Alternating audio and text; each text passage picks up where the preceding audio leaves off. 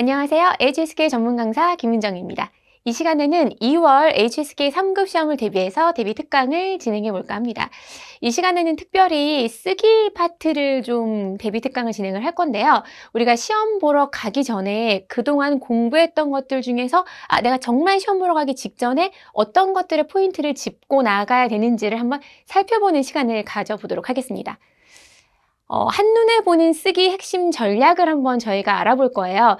내가 정말 내일이 당장 시험이야. 아니면 내가 시험을 보러 가는 길인데 잠깐이라도 내가 영상을 보면서 핸드폰으로 영상 보면서 뭐가 중요하지? 그간 내가 배웠던 것들을 머릿속에 한 번에 한번 정리해보는, 그 중에서도 시험에 나올 가능성이 높은 부분들만 콕콕 집어서 한번 설명을 해보도록 하겠습니다.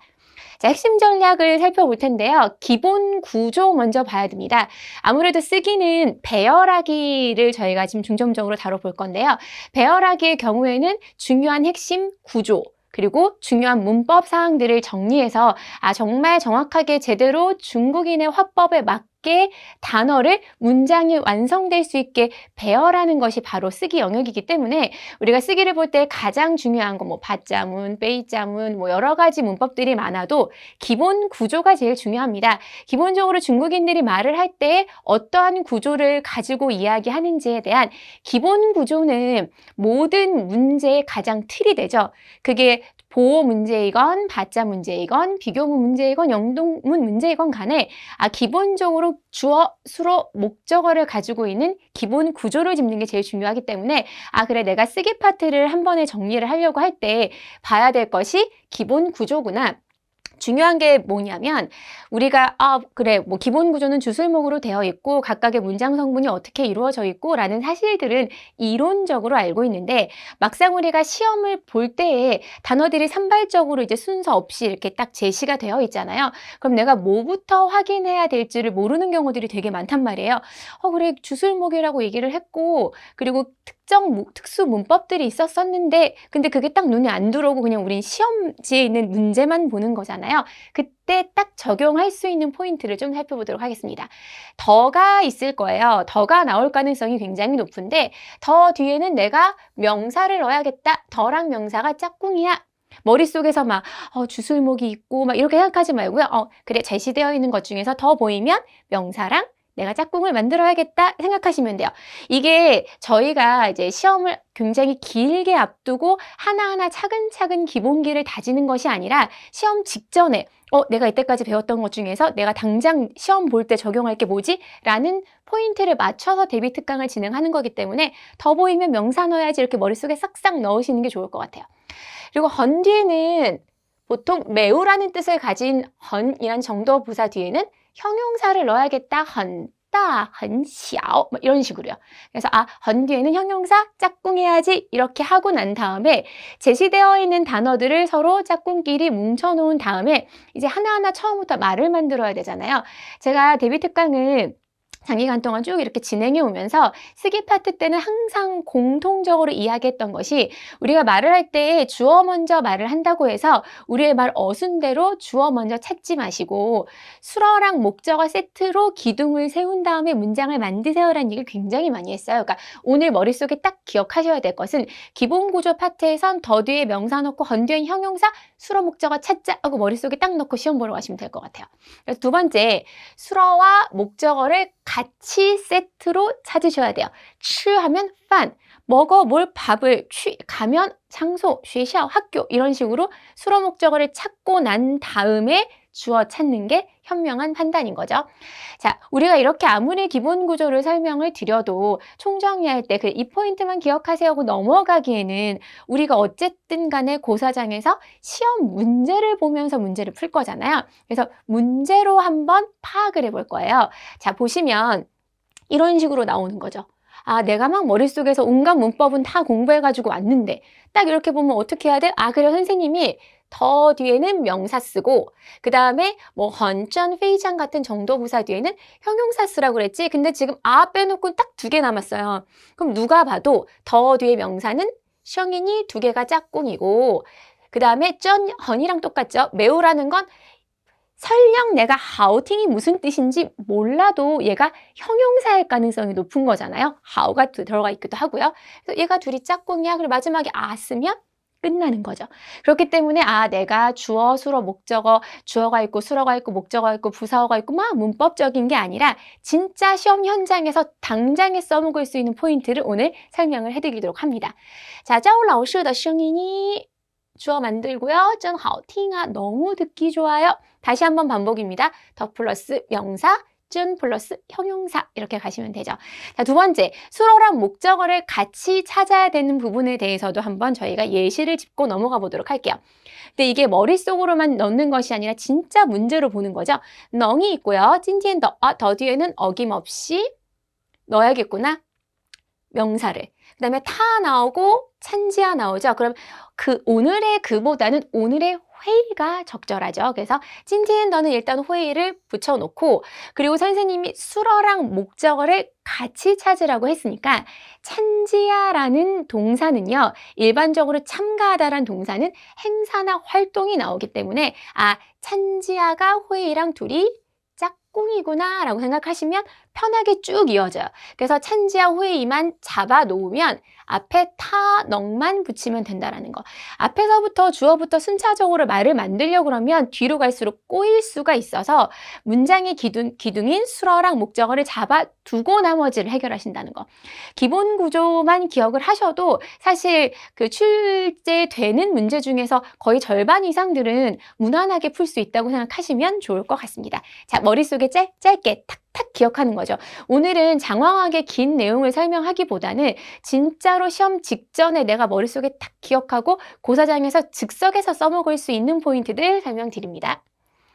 자, 정도보호에 대해서 한번 또 알아볼게요. 정도보호도 오늘 제가 굳이 짚는 것은 그 HSK 3급 입장에서 볼 때에는 조금 난이도가 있지만 시험에 굉장히 자주 출제되기 때문에 시험 보기 직전에 한번 머릿속에 다시 딱 정리해 놓는 게 좋을 것 같습니다.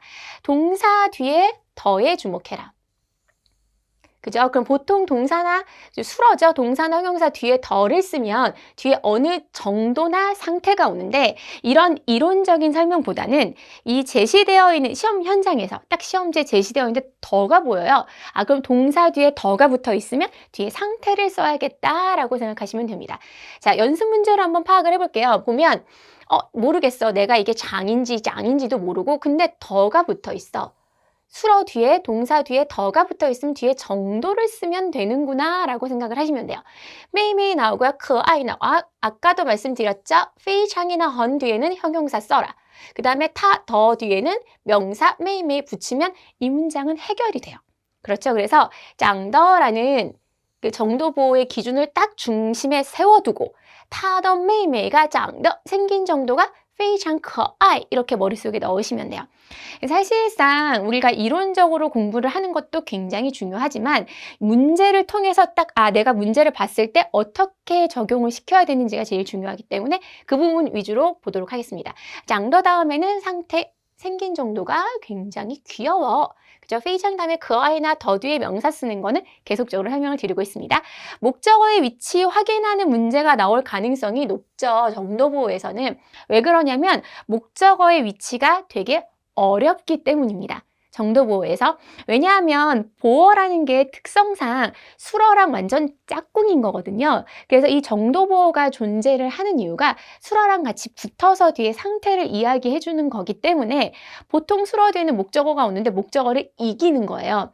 보어는 내 보어의 존재 이유는 수어야. 그렇기 때문에 난 안 떨어질 거야. 그래서 목적어가 갈 길을 잃게 되죠. 그래서 수어랑 보어 사이에 목적어를 쓸 수 없어서 앞으로 뺀다는 사실만 머릿속으로 기억을 하시면 문제가 없을 것 같아요. 자, 보시면 빵치우가 나오죠. 헌 나오고요. 我的, 打的, 弟弟好. 그러면 이게 뭐야? 라고 하지 말고 짝꿍끼리 뭉쳐 놓으세요. 헌 뒤에 형용사 쓰면 되고요.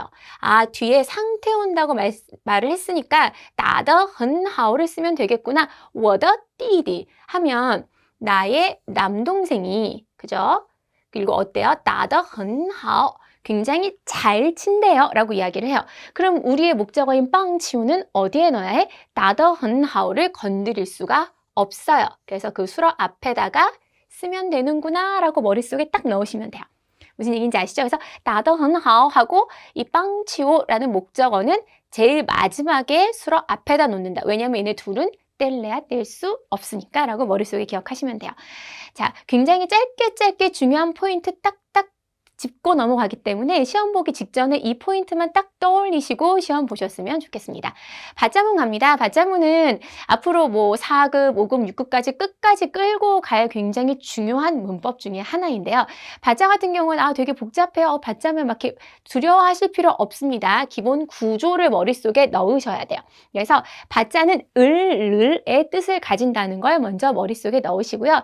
내가 무엇을 어떻게 처리한다 라는 순서로 간다고 생각하시면 돼요. 주어가 무엇을 어떻게 처리한다. 어떻게 보면 이건 되게 한국어적인 문법으로 순서로 흘러갈 수가 있겠죠. 그래서 누군가 주인공이 무엇을 어떻게 처리한다. 근데 처리 결과를 꼭 써줘야 돼요. 짜이나 따오나 게이나 정으로 결과가 이제 이어지게 되는 거죠. 부사는 받자 앞에 쓰면 되고 머릿속에서 그래서 이것만 기억하시면 돼요. 내가 무엇을 어떻게 처리한 다음에 뒤에 결과가 나오는 거죠.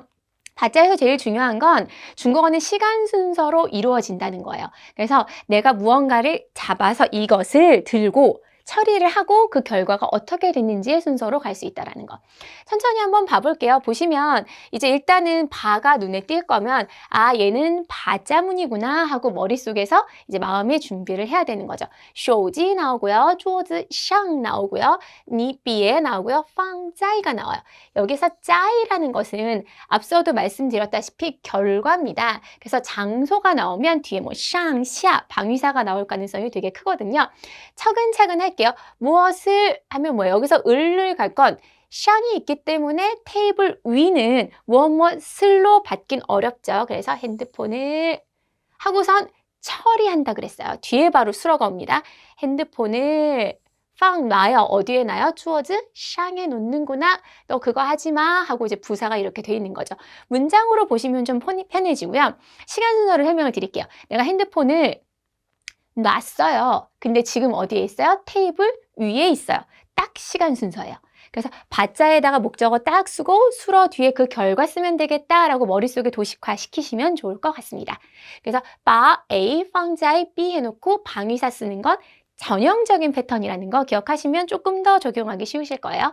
자, 연동문을 볼 겁니다. 그러니까 오늘 제가 딱 중요한 몇 개의 포인트들, 진짜 시험 보기 직전에 한 3분에서 5분이면 정리할 수 있게끔 딱 머릿속에 넣는 포인트 중에서 또 중요한 패턴인 연동문을 한번 선택을 해봤습니다.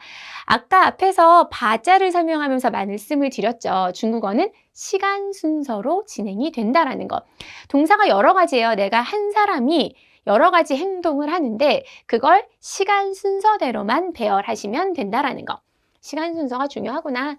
그리고 이제 부사나 조동사나 계사구 있잖아요. 행동과는 별도로 그 행동 전체를 수식해주는 건 제일 앞에 앞에다가 쓰시면 된다라는 거. 빠른 속도로 볼게요. 去公园 간대요, 공원에.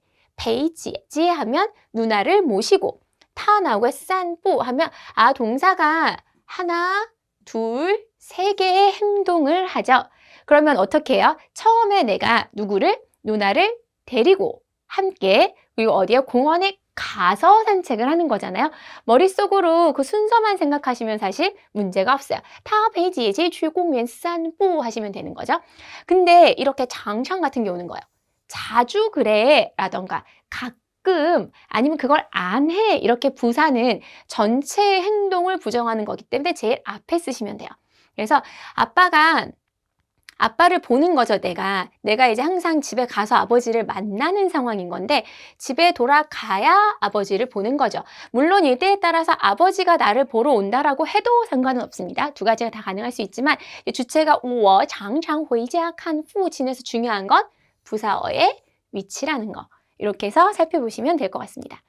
우리가 이제 쭉 한번 훑어봤습니다. 저희가 오늘 제가 이제 2월에 대비 특강을 진행을 하면서 정말 진짜로 이제 내가 열심히 준비를 하고 공부를 해서 시험을 딱 보러 갈 때 정말 그 직전에 쓰기 파트가 배점이 높기 때문에 한 문제 틀릴 때마다 점수가 타격이 좀 커요. 그래서 쓰기를 특히 배열하기의 경우에는 어떻게 이게 배열하기가 또 굉장히 좀 난이도가 높잖아요. 그리고 점수 한 문제 틀릴 때마다 입는 피해가 크기 때문에 오늘 대비 특강에서는 진짜로 쓰기 파트에서 배열하기에서 정말로 시험 보기 직전에 머릿속에 싹 정리하고 갈 포인트를 설명해야겠다라고 생각을 한 거예요.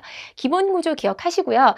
기본 구조가 어떻게 흘러가는지에 대해서 머릿속에 생각하시고 정도보 같은 경우에는 더 그 중점 포인트를 두시면 될 것 같고요. 바자랑 연동문은 시간 순서대로 흘러간다. 그렇기 때문에 이 점만 기억을 한다면 다른 문법이 조금 더 끼어들어도 사실 이 맥락으로 가면 거의 다 커버가 가능하다라는 거. 그래서 오늘 이 대비 특강을 통해서 진짜 시험 현장에서 쓰기 파트를 보실 때에 정말 큰 도움이 되시기를 바라면서요. 이번 대비 특강은 여기서 마무리 짓도록 하겠습니다.